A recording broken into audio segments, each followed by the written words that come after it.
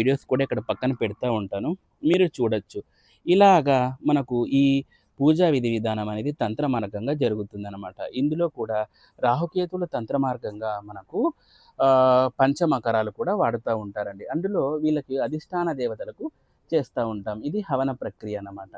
So, అధిష్టాన దేవతలకు ఇందులో చేస్తా ఉంటామన్నమాట. సో, ఇలాగండి.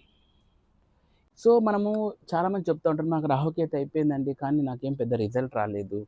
ఇలా చెప్తా ఉంటారు. అలా ఒక్కసారి తంత్ర మార్గంలో మీరు ప్రయత్నం చేయండి. నేనేదో ఇప్పుడు మీకు చేయాలని చెప్పట్లేదు. తంత్ర మార్గంలో కూడా ఒక మార్గము అంటే ఒక పద్ధతి అనేది ఉందనమాట రాహుకేతువులకు సంబంధించి. సో, ఇందులో చిన్న మస్తా ధూమావతిని కొలుస్తా ఉంటారు. కొన్నిసార్లు మనసా తంత్రాన్ని కూడా వాడుతా ఉంటారనమాట.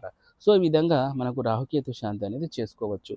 దీనికి ప్రత్యేక దినాలు ఏవైనా ఉన్నాయా అంటే గిన ఉంటాయండి. ఆ జాతకం ఇప్పుడు చూడండి, మనం రాహుకేతు శాంతికి శ్రీశైలము, ఇట్లా శ్రీకాళహస్తి ఇలా వెళ్తా ఉంటాము.